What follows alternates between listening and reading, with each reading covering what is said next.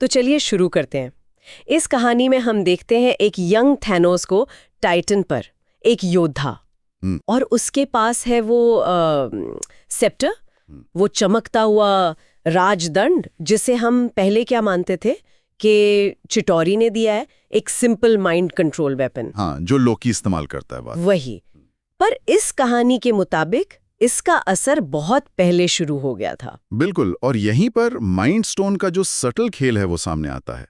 जैसे ही थैनोस इस सेप्टर को यूज करना शुरू करता है, एक्सपेरिमेंट करता है, स्टोन धीरे धीरे, मतलब ऑलमोस्ट बिना पता चले, उसके विचारों में, उसके फैसलों में घुसपैठ करना शुरू कर देता है। तो क्या उसकी जो ओरिजिनल इच्छा थी यूनिवर्स को बचाने की, वो सच थी?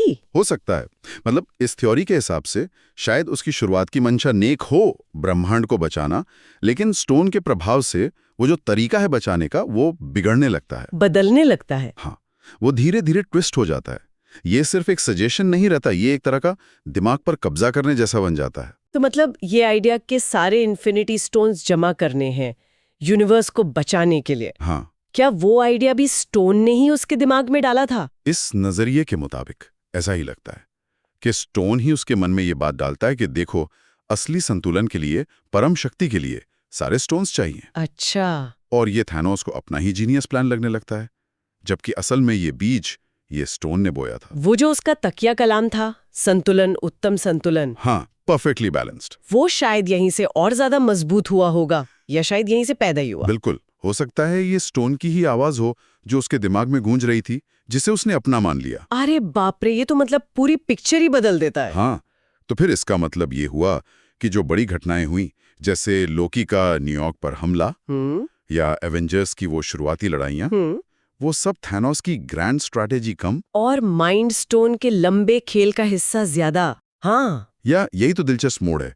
ये नजरिया उन घटनाओं को थैनोस की कैलकुलेटेड चालों के बजाय ऐसा दिखाता है जैसे माइंड स्टोन ने महीन धागों से सब कुछ बुन रखा था। अच्छा, कैसे? ऐसा लगता है मानो हर बड़ी घटना, हर टकराव, स्टोन ने थैनोस के जरिए धीरे धीरे अपनी मर्जी की दिशा में मोड़ा हो, अपने किसी अनजान लक्ष्य की तरफ।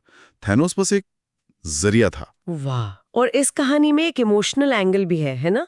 थैनोस के अंदर की कश्मकश का जिक्र है। हाँ, एक पल आता है जहां वो शायद अपने पुराने सेल्फ को याद करता है, जो सच में रक्षा करना चाहता था। लेकिन तब तक स्टोन का जो करप्शन है, जो प्रभाव है, वो बहुत बहुत गहरा हो चुका होता है। तो वो फंसावा महसूस करता है। हाँ, वो एक अंदरूनी लड़ाई लड़ रहा है, जैसा इस सूत्र में कहा गया है, सही, गलत, संतुलित।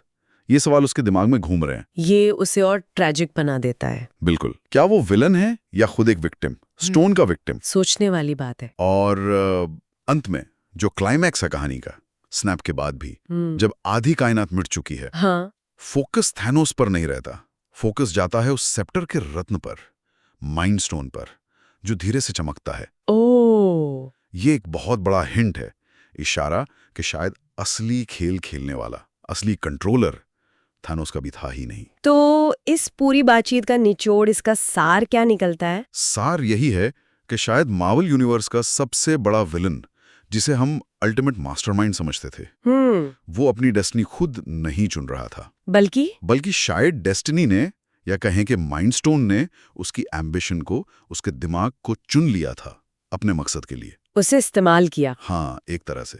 और आखिर में विजन के क्रिएशन वाले सीन का भी जिक्र है, जहां माइंड स्टोन फिर से सेंटर में आता है। हाँ, वो कनेक्शन भी दिखाया गया है, और ये एक बहुत बड़ा सवाल छोड़ जाता है। क्या सवाल? ये सवाल सिर्फ इस क्या होता अगर सिनेरियो से भी आगे जाता है। अच्छा। हाँ, सोचने वाली बात यह है कि अगर माइंडस्टोन का अपना कोई छिपा हुआ एजेंडा हो सकता है, जैसा ये नजरिया हमें दिखा रहा है, तो क्या यूनिवर्स में जो दूसरी पावरफुल चीजें हैं, बाकी इन्फिनिटी स्टोन्स या दूसरी कॉस्मिक एंटिटीज, हाँ, क्या उनके भी अपने सीक्रेट्स, अपने मोटिव्स हो सकते हैं, जिनके बारे में हम अभी तक कुछ नहीं जानते? ओ, ये तो बहुत गहरा पॉइंट है। मतलब क्या हर पावरफुल ऑब्जेक्ट की अपनी कॉन्शियसनेस या विल हो सकती है? हो सकता है, कौन जाने। ये ख्याल यकीनन सोचने पर मजबूर करता है ना। बिल्कुल, इस पर तो और भी सोचा जा सकता है।